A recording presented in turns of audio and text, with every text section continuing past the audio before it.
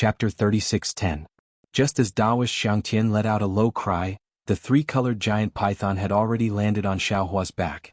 Xiaohua's nascent soul hand had just collapsed, so he simply didn't have the time to use a divine ability to resist. Boom! The giant python pierced Xiaohua's back, revealing a bowl-shaped spear. Poof!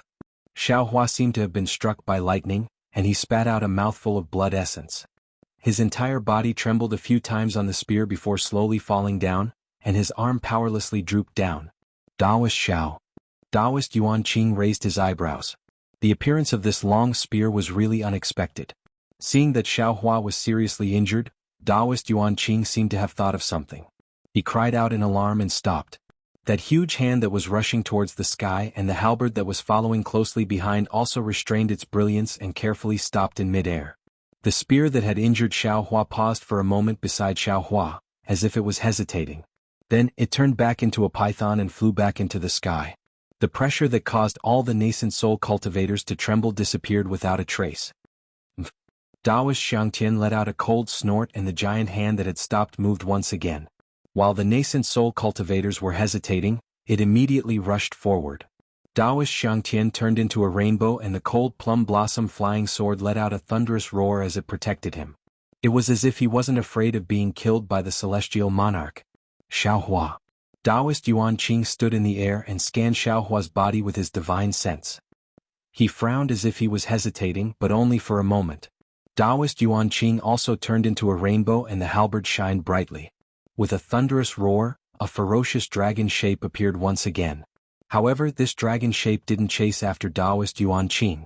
Instead, it waited in the air until Taoist Yuan Qing flew past it before charging into Taoist Yuan Qing's golden light shield. Su Tingzi was originally in a daze, but when he saw Taoist Yuan Qing also abandon Xiaohua, he immediately understood. The reason the celestial official in charge of the defensive formation killed Xiaohua was not because Xiaohua wanted to snatch the rare treasure. The rare treasure of the defensive formation was something that should be snatched. Instead, it was because Xiaohua and the other three had killed the immortal general controlling the formation. Or perhaps it could be said that because of Xiaohua's existence, the four people who should have been fighting fiercely did not fight to the death. Instead, they formed a rope. Although they did not have the strength to break through the defensive formation, they still made the star venerates guarding the formation feel afraid, which was why they attacked. Sigh. Su Tingzi looked at where Xiaohua had landed and wanted to help. However, he didn't dare to offend the star monarch controlling the array. After all, the star monarch guarding the array was a fifth-stage origin Qi realm cultivator. He was far from being a match for him. However, Su Tingzi sighed. He knew that he no longer had the advantage of being the first to enter the array. At this moment, even the other nascent soul cultivators who had just entered the array were stronger than him, let alone Sage Xiangtian. He could only look for other opportunities. As a result, Su Tingzi decided not to snatch the treasure. Instead, he released his divine sense and carefully observed the movements of the defensive formation. He wanted to find an opportunity to escape from the defensive formation. Moreover, Su Tingzi was selfish. He wasn't too far away from where Xiaohua had landed. When the defensive formation was in chaos, he wanted to see if he could bring the heavily injured Xiaohua along with him. Of course, this was only a trace of kindness. Su Tingzi didn't know if the star monarch controlling the formation would let Xiaohua go. Taoist Yuan Qing and Sage Xiangtian moved. Whether it was their nascent soul cultivators or their escape techniques, they immediately alerted the other nascent soul cultivators. In the beginning, the other cultivators were naturally puzzled. They thought that the two of them were not afraid of death and dared to oppose the star monarch guarding the formation. However, when they saw that the two of them were getting closer and closer to the treasure and that murderous tricolored python spear had yet to appear, how could they still hold themselves back? Damn it! A nascent soul mid-stage cultivator angrily cursed. He opened his mouth and a magic treasure that looked like a string of beads rushed into the air. Then the entire string of beads exploded. As the cultivator spat out a mouthful of blood essence on it, the beads transformed into sinister skulls. They let out soul-stirring screeches in the air and rushed towards the treasure as fast as lightning. Another cultivator slapped his forehead. A very delicate crane emerged from the top of his head. It let out a soft cry in the air and flapped its wings before falling into the void. When it reappeared, it was already 300 meters away. There were even several nascent soul cultivators who let out loud roars. Magic power surged around their bodies and the spiritual energy of heaven and earth madly poured into them. They either flickered with golden light or faintly glowed with green light. There was even one who had a demonic body. Feeling that they could not stop others from obtaining the treasure, the cultivators prepared to intercept Sage Xiangtian or Taoist Yuan Qing from all directions. However, the cultivator who had a demonic body was a strange winged demonic body. When he spread his wings, his flight was equally astonishing. He joined the ranks of the cultivators who fought for the treasure. The nascent soul cultivators within the defensive formation each used their own methods to fight for the treasure. How could the 100 or so golden core cultivators who were swept into the defensive formation dare to approach? They did not even have the intention to take advantage of the situation like Su Tingzi. They only trembled as they descended. They were prepared to find some spiritual herbs and other items within the defensive formation. Otherwise, they would wait in a safe place and escape when a flaw appeared in the defensive formation. The nascent soul cultivator with the demonic body seemed to be the fastest. In just a few breaths, he had already caught up to the hand of a nascent soul cultivator. How could the hand let him go? The hand whistled and grabbed at the air, wanting to stop the cultivator. Kaka. The nascent soul cultivator let out a long laugh. He did not use any other abilities. Instead, he flapped his wings and charged toward the hand. Rumble. A loud sound echoed through the defensive formation once more. A large hole was created in the hand of the nascent soul cultivator. The nascent soul cultivator's demonic body staggered and was about to fly back into the sky. However, at that moment, a ray of light appeared. It was an unknown nascent soul cultivator's magic treasure that blocked the path of the nascent soul cultivator. Pa! Just as the ray of light appeared, it immediately turned into a 5-colored screen and covered the nascent soul cultivator before the nascent soul cultivator could see it clearly.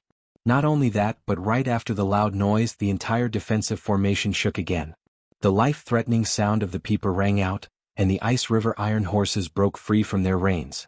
This formation was even stranger than the one Xiaohua and the others had encountered before. After the sound of the pipa, the sound of the whistle also rang out.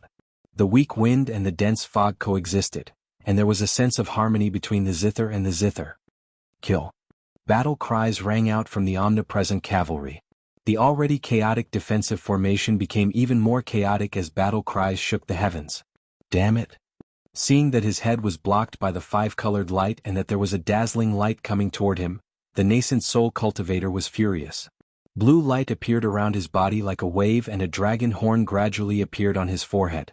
The moment the horn appeared, his aura increased and his wings expanded even more. He flapped his wings and his demonic body charged toward the light like a meteor. He wanted to break this magic treasure just like he had broken through the nascent soul cultivator's hand. However, he didn't notice that a weak wind was quietly blowing above his head. Puff! The nascent soul crashed into the countless screens of light. The screens of light closed up like a peacock folding its wings. However, in front of the screens of light, a ray of blue light shot out like a sharp thorn. Boom! The space several dozen feet around him shook. The magic treasure was actually shattered by the nascent soul cultivator's nascent soul cultivator. Puff! In the distance, a short nascent soul cultivator's expression changed and he spat out a mouthful of blood. It was clear that his life source magic treasure had been destroyed and he had suffered a lot of damage. However, before he could take out a healing pill from his Chengkuan bag, he heard a burst of ear-piercing pipa music below him. A dozen ice spears suddenly pierced toward him, scaring the cultivator into hastily forming hand seals. A light as large as a mountain smashed down and blocked the ice spears. Whoosh! Immediately after, a weak wind blew and a sizzling sound could be heard. The short cultivator's already somewhat dim protective light was blown out even more. Not good. The short cultivator grew alert and hastily slapped his forehead. A 5-meter-tall nascent soul appeared with a broken fan in its hand. However, there was a trace of golden blood at the corner of the nascent soul's mouth and its face was dispirited. Shwa! The moment the nascent soul appeared, it immediately rubbed its hands and the fan fell. The 5-colored light was about to cover the cultivator's body once more. Unfortunately, just as the 5-colored brilliance swept past the cultivator's neck, an iron spear emerged from the wind and mysteriously pierced the cultivator's back. Ayo! The small nascent soul let out a roar. It was clearly extremely angry. It reached out and a blood-red restriction smashed down like thunder. Boom! After a loud bang, the iron spear broke in half and was thrown into the air. A mouthful of blood came out of the wind, but when the wind blew by, everything disappeared. Damn it! The nascent soul helplessly looked at its lifeless body and the large hole in its back. It let out a sharp curse, then light surged around its body and it was about to fly away. Just at this moment, a sudden change occurred. Whoa! A dense fog appeared. It was several times more dense than anywhere else. Along with this dense fog, an aura that could even suffocate a grade 5 origin energy cultivator came out from the nascent soul's body. A pillar of boundless chi that was even more solid than the nascent soul's hand covered the nascent soul. GG. The nascent soul was shocked. As it screamed, it spat out several mouthfuls of blood, which turned into extremely bright symbols. The symbols disappeared into the nascent soul's body. The nascent soul's body disappeared in the blink of an eye. This nascent soul wanted to use teleportation to escape from the boundless chi pillar. Boom. The boundless chi pillar rumbled as it rushed into the void, causing the surrounding space to distort intensely. That nascent soul no longer made any sound. Furthermore, the rumbling sound of the boundless chi pillar was not that loud compared to the neighs of the glacier war horses. The group of cultivators who were focused on the treasures on the cliff did not notice the disappearance of a nascent soul. Chapter 36:11. Since the nascent soul stage adepts who had sneak attacked others ended up in such a miserable state, the nascent soul stage adepts who had been sneak attacked did not fare any better. The Dharma stage adept with a demon body had just rushed out of the magic treasure with his powerful demon body. The green light around him flashed rapidly, as if his Dharma power was not enough to support his Dharma form. At this moment, the ice river suddenly flowed, and a group of armored horses stepped on the ice and surrounded him in an instant. Although the sound of cracking could be heard at the beginning, when the wind blew and the fog arrived, the nascent soul stage adept with a demon body did not appear again. Which of the dozens of nascent soul stage adepts was not arrogant? Which of them would be willing to submit to others? Which of them would care about the ice river and armored horses created by the defense array? Even if they found out that someone was injured or killed, they would only feel happy. They would only feel that there was one less person competing with them. Who would think more about it? On the contrary, the golden elixir stage adepts began to gather together and form a certain formation to resist the defense array together. Of course, their strength was insignificant in this battle between the 28 Star Lords. In a short time, dozens of adepts had fallen. Fortunately, they were not the main targets of the Star Lord Palace, so there were no immortal generals around them. Sigh.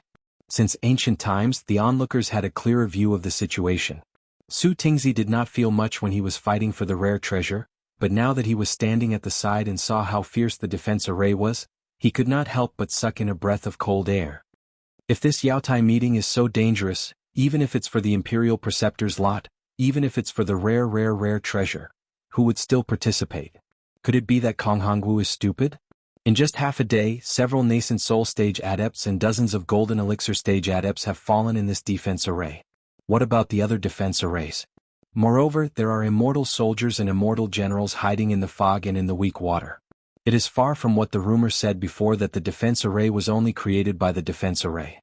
Could it be that this Yaotai meeting is different from the previous ones? In the past, no matter how few the Imperial Preceptor's lots were, there were at least dozens or even 50. How could there only be 10? No matter how rare the rare treasures in the past were, it seemed that they could not be compared to this one. Previously, when this old man heard about the rare treasure, I was already blinded by greed. Now that I think about it, isn't this a dead end?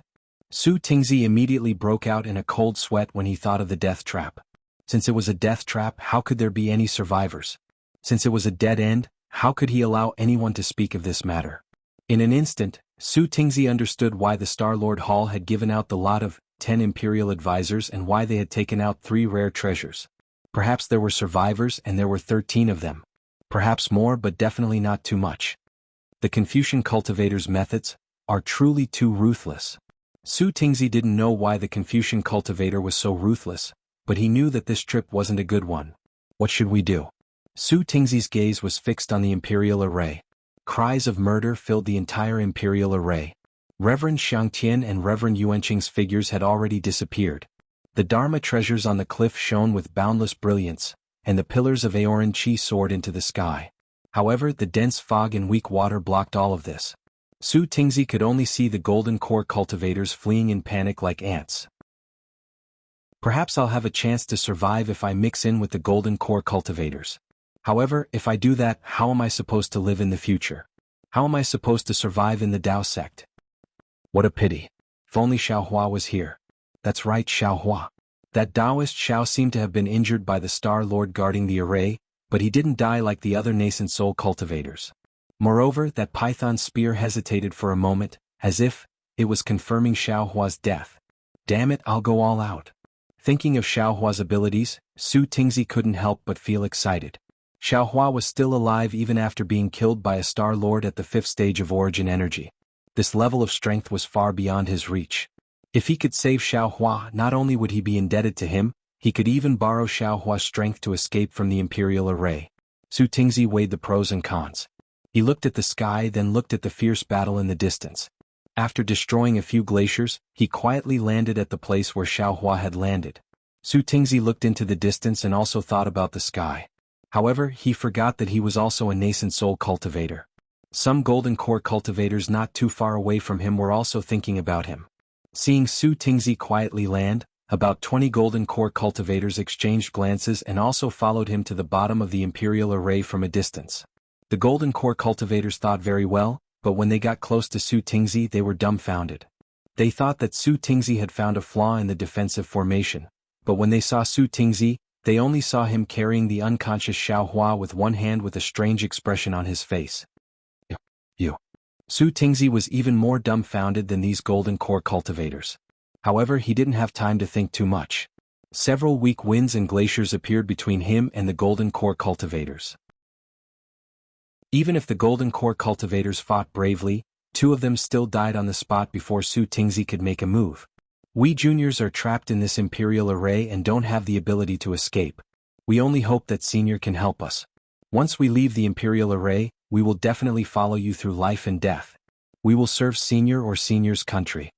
Seeing that Su Tingzi had made a move, the 2 late golden core cultivators at the front were overjoyed and hastily spoke. Don't. Su Tingzi raised his hand and quickly waved it, but before he could say anything his expression froze. Then his eyes darted around a few times and he changed the topic. There was some bitterness and some difficulty in his voice as he said, "Forget it. Since we are fated to meet, why not help you this time?" How could the golden core cultivators notice that Su Tingzi's tone was strange? All of them were about to bow, but just as they were about to do so, Su Tingzi spoke again. However, even I am powerless within the defense formation. I still have to split my energy to take care of all of you. Swear a blood oath right now or I won't agree. Su Tingzi's words were very honest. No one would risk their lives for a cultivator they didn't know. The golden core cultivator's words from before were indeed a bit careless, so the 2 golden core cultivators at the front didn't hesitate to make the oath. Sure enough, among the 20 or so cultivators, there were still 4 golden core cultivators who weren't sincere. They didn't wait to make the blood oath before activating their magic treasures and rushing elsewhere. They must be looking for their own opportunities inside the Imperial Array. Su Tingzi looked at the backs of these cultivators and coldly smiled. He waved his hand and said, "Activate your magic treasures and form an ordinary formation behind me." Although the golden core cultivator at the front had said his name when he made the oath, how could Su Tingzi remember it at this critical moment? He pointed with his finger and said, You, the 3 of you stand in front of the other people's heads. The rest of you find 3 people to stand behind them. Yes?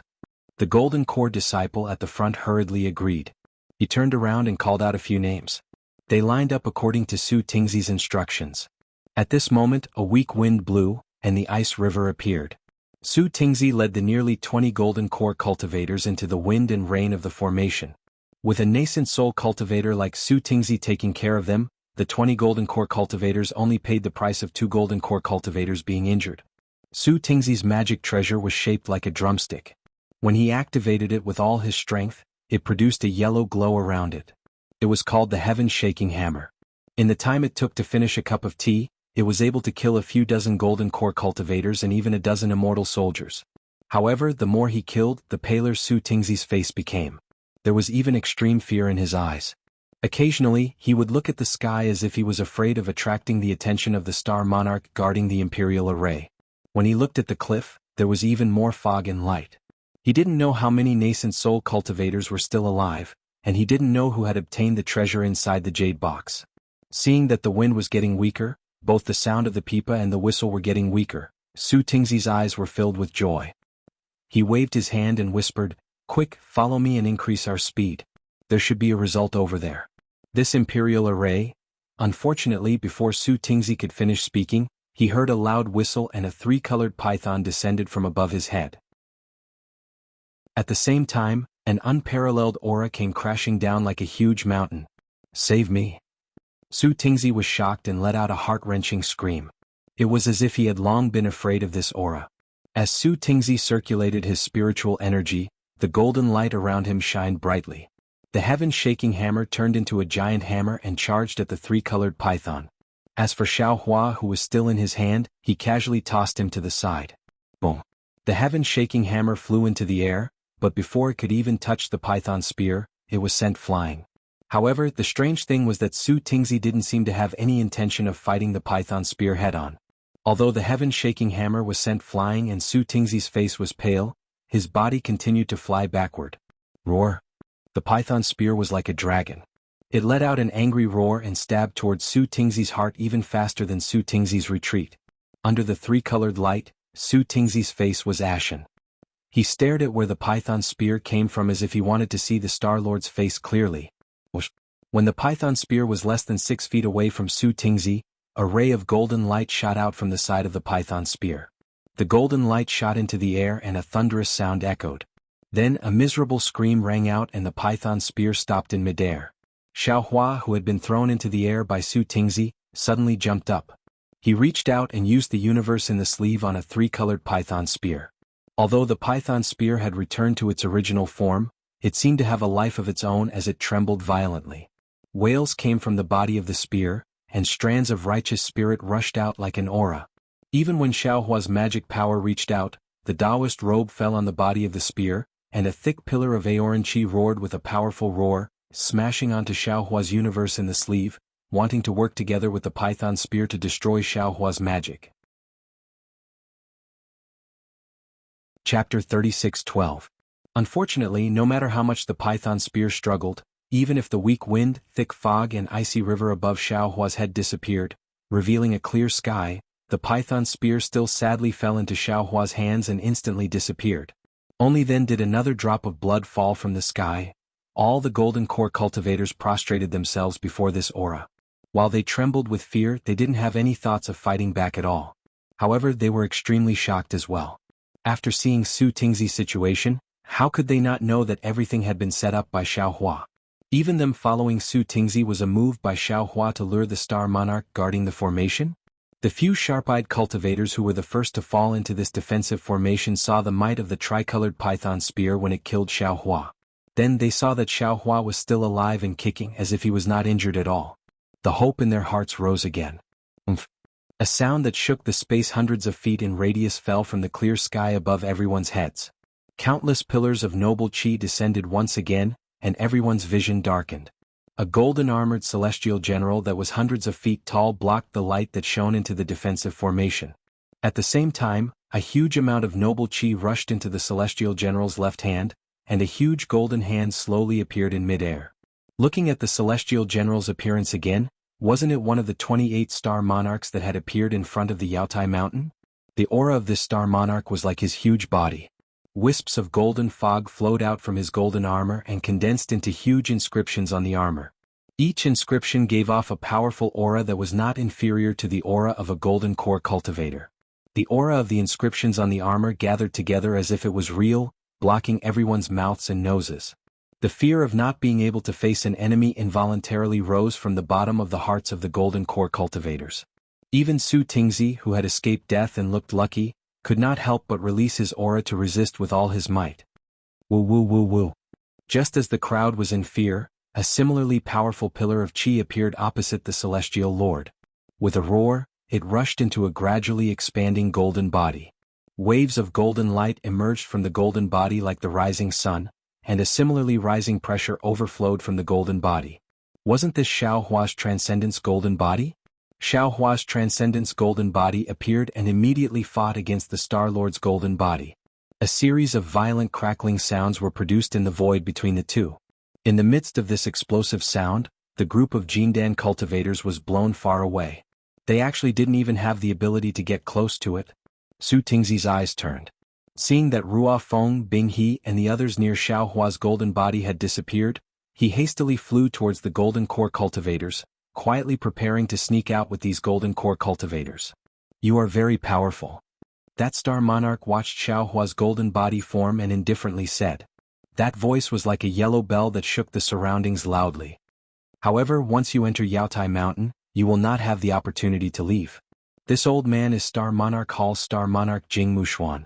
If you become a star general under this old man's tutelage, this old man will not only guarantee your survival, but will also allow you to obtain everything you want.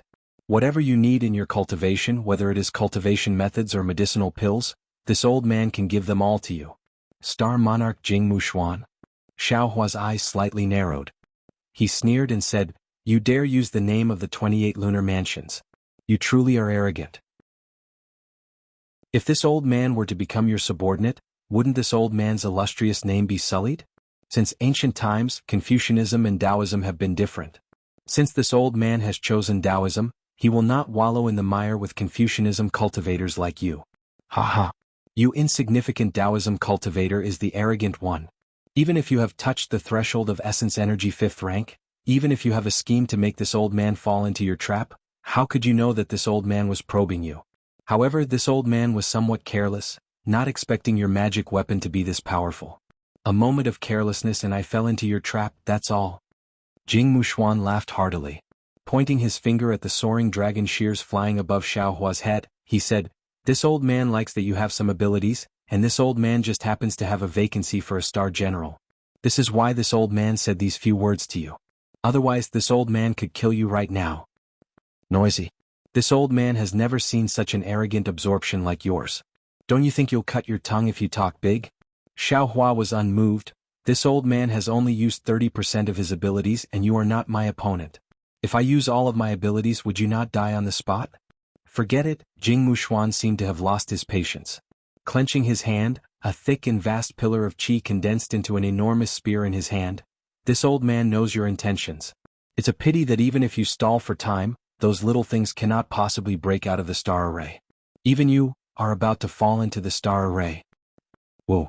Jianghu Xuan opened his mouth, and a mouthful of tricolored true qi rushed into the air like a waterfall. Rumble. The earth quaked and the mountains swayed and the entire mountain ridge swayed. Immediately that mountain ridge rumbled and two enormous dragon figures slowly emerged. And at the cliff between the two mountain ridges, a cloud several hundred zhang in size appeared. A portion of the tricolored true qi fell into it, immediately drawing the vast amount of vast qi from the void to pour in.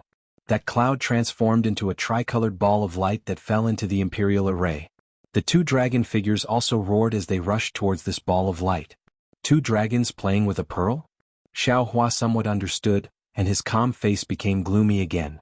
This was because, with his tyrannical divine sense, he had already understood that the two dragon figures really surrounded the entire star array in the center.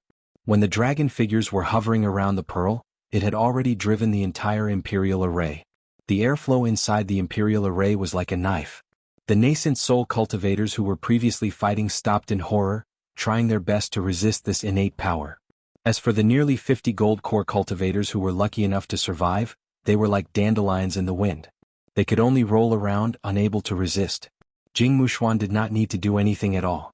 As long as he controlled the huge ball of light to trigger the dragon figures playing with the pearl, all the cultivators would be killed. Eat this old man's staff. Xiao Hua smiled coldly and calmed his heart. He raised the wishful staff with both hands. The staff turned into hundreds of feet in size and smashed towards Jianghu Xuan. The staff crossed the sky and cracks appeared in the void. The whistling sound of the wind rushed into the cracks and no one could hear it. Jianghu Bao's face was full of contempt, but he didn't dare to be careless. The long spear in his hand also didn't dare to be careless. Whoa! It let out a strange sound and also went to meet Xiao Hua. Not only that, when the long spear swayed, a pillar of great spirit as heavy as a mountain, and a great spirit as sharp as a flying sword also appeared around Xiao Hua, rushing toward his golden body. Oh! Bang! The pillar of noble qi hit Xiao Hua's body, and a dark golden crack appeared and a black liquid seeped out of the crack. Jianghu Xuan's strength of the 5th level was not just for show. The power of this blow alone could kill a nascent soul cultivator. However, when the noble qi fell on Xiao Hua's golden body, Xiaohua's wishful staff also smashed on Jing Mushuan's long spear. With a loud bang, not only was the long spear smashed, but Jing Mushuan's arm was also hit by the wishful staff. The newly regenerated left arm was now splashed with blood and flesh. See. Jing Mushuan sucked in a breath of cold air in pain and hurriedly urged his genuine qi. However, seeing the birth of three-colored genuine qi, his injured arm healed at a speed visible to the naked eye. However, one injury after another made Jing Mushuan's face even paler. I have to say, this old man has underestimated you, Jing Mubao said solemnly. He did not dare to neglect and hurriedly took out a huge strange weapon from his Chengkuan bag. The weapon looked like a long spear, but there was a big hand in front of his head. The hand was holding a thick dagger. Kill. Xiaohua already had the intention to kill. Without waiting for Jing Mushuan to take the weapon, the wishful staff in his hand stirred up the wind and clouds and struck again. Jing Mushuan was also a good martial artist. He waved his huge weapon and urged the abundant noble qi in the defensive array to fight with Xiaohua. These two huge golden bodies fought in a chaotic battle. In just half a cup of tea's time, the entire defensive array was disturbed by the two. Even the two dragon forms were not as powerful as the two.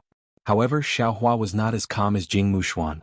He wanted to protect himself and save Su Tingzi and the others, so he must kill Jing Mushuan. Jing Mushuan was an immortal general of the 5th level. It was easy to defeat him, but how difficult was it to kill him? Also, Jing Mushuan could borrow the power of the defensive array, so the possibility of Xiaohua killing him was really small. In particular, Jing Mushuan was still fighting with Xiaohua with ease and did not borrow the power of the defensive array. Xiaohua waved his staff and knocked Jing Mushuan down half a foot. He squinted at Jing Mushuan's golden body and then looked at the two dragon forms in the distance. Unconsciously, he had a plan in mind. At this time, Xiaohua did not have his own spiritual treasure that could kill Jing Mushuan in one blow, but he would not test it one by one like before. However, Jing Mubao roared angrily, and a three-colored auspicious cloud appeared under his feet. He waved his strange weapon again, and the Hauran-Chi swords that could flatten a mountain peak stabbed towards Xiaohua. A huge roar also came from the hand in front of the weapon. Although Xiaohua's golden body was cut down and collapsed piece by piece, his face was still as calm as water. The invisible nascent soul controlled by the green-robed Xiaohua quietly appeared above his head. The Tengjiao shears, which was flashing with golden light in mid-air, turned into a huge dragon again and rushed toward Jing Mushuan. That huge dragon swung its tail at Jing Mushuan's back. You have some skills. Seeing Xiaohua multitasking, using his divine thoughts to activate the Tengjiao shears while fighting him, Jing Mushuan was slightly surprised. Just as this faint surprise appeared, he saw a small gourd appear above Xiaohua's head. In the blink of an eye, something with a nose and eyes emerged from the mouth of the gourd. Jing Mushuan's mind was in a trance. Oh, not good. Jing Mushuan turned pale with fright and hurriedly patted his head. A three-colored genuine qi rushed into the sky and instantly turned into a majestic Z. Chapter 36:13. This Z was different from Xiaohua's previous Z. It was dressed like a general, and even the appearance of this Z was somewhat similar to Jing Mubai. 3 Qi's unification. Refine the spirit back to the void. As soon as Xiaohua saw Jing Mubao's tricolored true qi and Z, he immediately understood. Jing Mubao had not only cultivated the 3 qis unifying the origin, but he had also refined his mind into the Z, reaching the stage of refining the mind back to the void. Moreover, when this Z appeared, Jing Mubai's absent-minded eyes immediately became clear. Even when the 2 green and red spirit execution yuan light fell on the top of this Z's head, they were stopped by the 3-colored true qi and could not fall at all. Even so, Jing Mubao, who was lucky enough to escape, was sweating profusely on his back. He was still in a state of shock. As soon as he felt this, a sharp pain came from his back.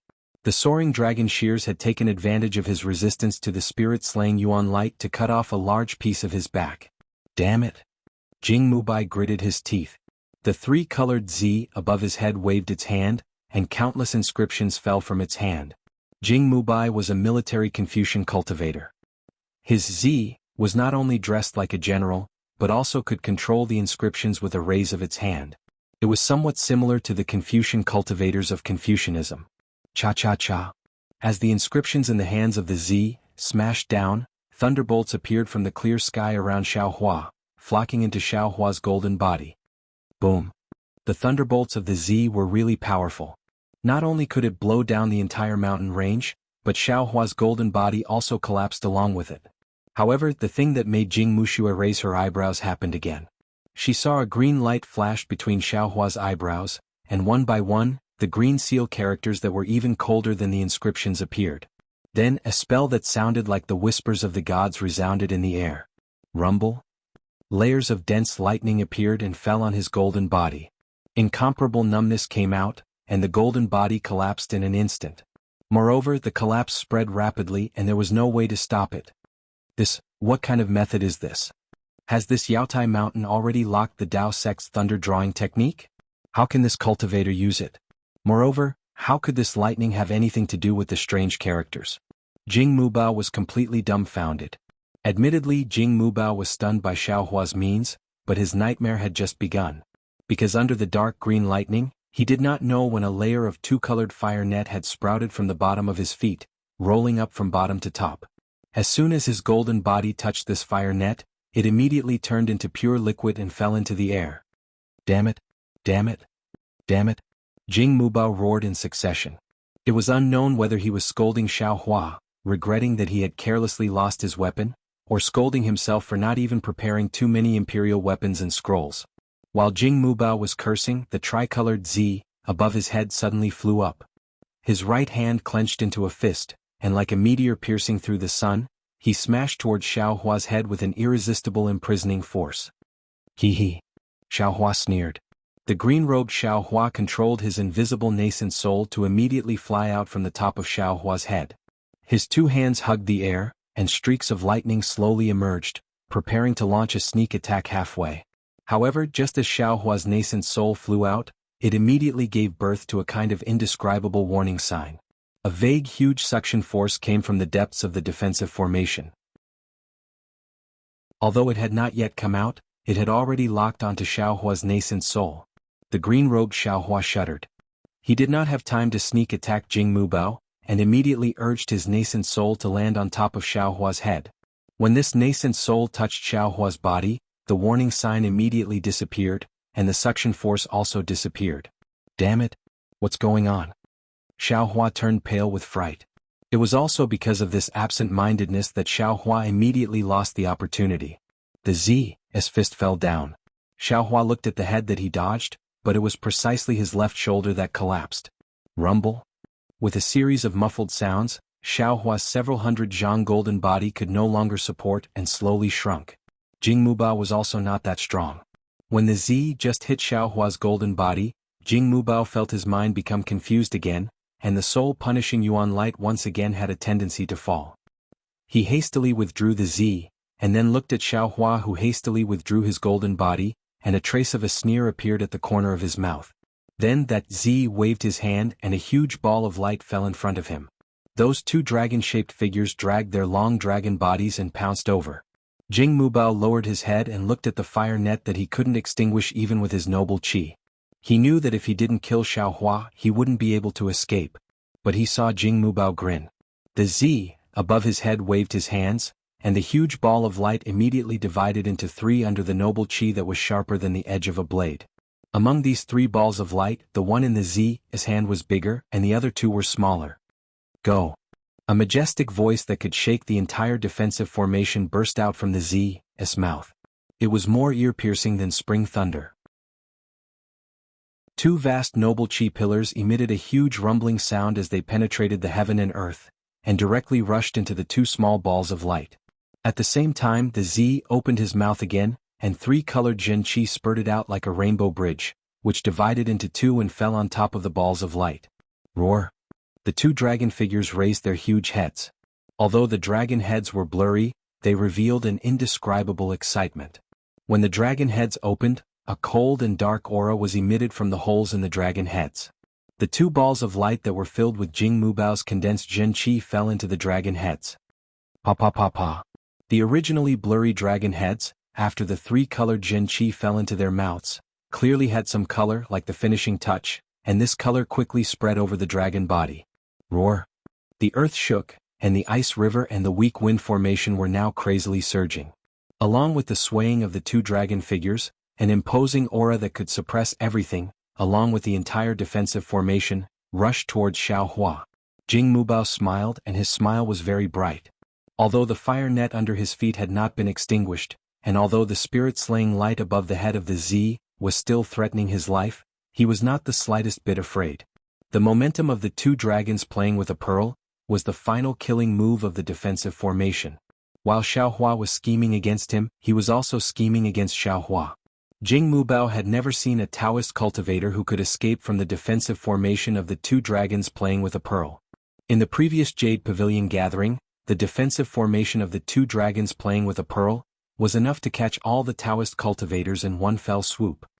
Who knows what the palace master is thinking? Today he actually opened the 28-star race? The strength of this Taoist cultivator is far beyond the 4th level of Yuanli. It would be a pity to kill him. It's better to suppress him and use him for me. Jing Mubao secretly calculated. Unfortunately, there was always an accident. Just as Jing Mubao smiled, he saw a disc spit out from Xiao Hua's mouth. As soon as the disc came out, it suddenly expanded. Layers of golden dragon qi gushed out from the disc, and within this dragon qi, countless images of mountains and rivers emerged. Jing Mubao was stunned. His heart gave birth to a kind of unimaginable feeling. He watched as the whole disc instantly turned into an oval-shaped imperial jade seal in the midst of the dragon qi. A terrifying aura rushed out of the imperial jade seal, causing immortals and mortals to retreat. It rushed toward Xiao Hua's two dragon forms and pressed down. Suppress. Xiao Hua coldly roared. Although his voice was much less dignified than the previous Z, it was still exceptionally clear and incomparably powerful. Following this voice, the two dragon figures trembled violently. The dragon qi of the mountain and river seal descended like a large hand. Regardless of whether it was the dragon head or the dragon pearl, it grabbed them all in one go. You, how can you have the national weapon? You, how can you control the national weapon? How can you control the fate of a country? Jing Mubao shouted in disbelief, and then his Z also trembled like a sieve under the suppression of the dragon qi. A sense of crisis that he had never felt before arose in his heart. Logically speaking, although the mountain and river seal was powerful, it might not be able to suppress him, a Star Lord of Star-Lord Palace. However, in order to control the imperial formation of the two dragons playing with the pearl, he had fused his genuine qi with the dragon pearls. This way, although it was easy to control the imperial formation, when Xiao Hua suppressed the dragon pearls and dragon figures, his Z was also suppressed. What scared Jing Mubao the most was that the dragon qi above the mountain and river seal had an irresistible force. The spiritual qi of heaven and earth in the two dragon mountains of Yaotai Mountain was far inferior to that of the mountain and river seal. Under the suppression of the mountain and river seal, the dragon pearls and dragon heads had been submerged. His Z also collapsed along with the dragon pearls and was about to be pulled into the mountain and river seal. Jing Mubao suddenly felt that he was at his wit's end. He did not know how to get out of this predicament safely. Go all out. Jing Mubao patted his head, and the tricolored genuine qi gushed out again. The genuine qi madly rushed into his Z, trying to stabilize his Z. Roar. Another clear dragon roar came from the mountain and river seal. At first glance, it sounded like two dragon figures struggling, but Jing Mubao knew that this was not the qi of the mountain range that he had previously controlled, because along with this dragon roar, the suction of the mountain and river seal suddenly increased several times.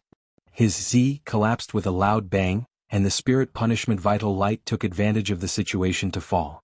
Jing Mubao only had time to swing his weapon, and the spirit punishment vital light had already broken through his defense and swept past his huge neck. Puff. Blood soared into the sky, and the whole golden body fell down with a loud bang. Good. Xiao Hua's heart relaxed. He urged the spirit punishment vital light to fall again, preparing to kill Jing Mubao's spirit that had already been refined back to the void. However, before the spirit punishment vital light fell, a terrifying fluctuation came out from Jing Mubao's prostrated golden body. At the same time, the Z under the suppression of the mountain and river seal also sent out the same fluctuation. Not good. Xiao Hua was both regretful and frightened. He knew that he had not been able to completely kill Jing Mubao according to his previous plan. Jing Mubao knew that he could not escape death at the last moment, and did not hesitate to self-detonate his spirit to perish together with Xiao Hua. Although Xiao Hua's cultivation was on par with Jing Mubao's and he had many means, it was impossible for him to stop Jing Mubao's self-detonation at the same level. Chapter 36:14. Xiaohua hastily put away the sword gourd. Ignoring the soaring dragon shears, he had dragon vein. Xiaohua used the mountain and river seal to block the two dragon-shaped tails in front of him. That fifth-grade star monarch self-detonation had already arrived. Rumble? The entire defensive formation shook once again, and all the mountains and rivers within a dozen li turned into nothingness. Wave after wave of qi rushed into the sky, spreading in all directions. Xiaohua, who was at the center of the qi waves, could no longer resist. His dragon-shaped qi was smashed into fragments, his defensive earth shields were torn apart, and clusters of protective golden light were instantly extinguished. In the end, his golden body was torn into pieces, and the brilliance of Xiaohua's physical body was extinguished. It was like a fallen leaf drifting in the air with the waves. After the time it took to eat a meal, the entire defensive formation slowly calmed down. Originally, the defensive formation controlled by Jianghu was one of the 28 star formations. It covered an area of several dozen li. As a fifth-grade star monarch, Jianghu self-detonation was equivalent to a Taoist spirit-severing cultivator. His self-detonation could cover 100 li or even several hundred li. However, in order to kill Xiaohua, Jianghu specially controlled the range of his self-detonation. Of the entire defensive formation, only the area where Xiaohua and Jianghu fought turned into nothingness. After a long while, suddenly, an arrogant and shrill laugh came from the ground. "Damn it, I'm actually still alive. This rare treasure is mine. Ah!" Immediately, a black and rough nascent soul cultivator flew up from the ground. His divine sense swept through the entire mountain peak, as if he was looking for the jade box that Jianghu and the other nascent soul cultivators failed to snatch before his death. Just as this cultivator released his divine sense, 5 different divine senses appeared in the mountain range. These 6 divine senses suddenly collided in the air. Then, 5 nascent soul cultivators with tattered Taoist robes rushed into the air from different hiding places. The 6 of them stood still in midair like trapped beasts, their faces still in shock. More than a dozen nascent soul cultivators had fallen into the defensive formation, and only a few of them had been killed in the fierce battle. The others were only injured, but Jingmu's self-detonation had almost killed all of the nascent soul cultivators who were seriously injured.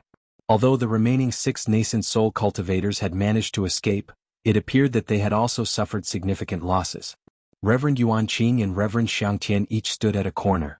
Their faces also carried the same expression of luck. They had already realized that everything was part of Xiaohua's plan when Xiaohua suddenly attacked and killed Jingmu Bai. Especially Taoist Yuanqing, who had some understanding of Xiaohua, immediately understood that the fight between the two would not end well. He made a decision almost instantaneously, giving up on snatching the rare treasure in the jade box and fleeing into the distance as soon as possible, away from the place where the two were fighting. Although Reverend Xiangtian was arrogant, he was also alert. He had been paying attention to Reverend Yuanqing, who was hostile to him. When he saw Reverend Yuanqing give up the rare treasure, although he was extremely unwilling, he also fled as far as possible from Xiaohua and the others. Even though the two of them had reacted early, they were still injured by Jingmu Bai's dying strike. After escaping the calamity and coming out again, each of them had different feelings. Taoist Xiangtian felt both lucky and ecstatic. It could be said that he had survived a double calamity. He had formed a personal grudge with Xiaohua. He even considered killing Xiaohua with the power of wind and thunder after leaving the Imperial Formation or the Jade Pavilion gathering. Now, seeing that Xiaohua's means were even more powerful than the Star Monarch guarding the formation, Taoist Xiangtian shuddered. He really didn't dare to imagine the result if he dealt with Xiaohua. Who would live and who would die? Fortunately, this guy perished together with the Guardian Star, so I didn't have to worry about it. I owe this. This is Xiaohua's remains?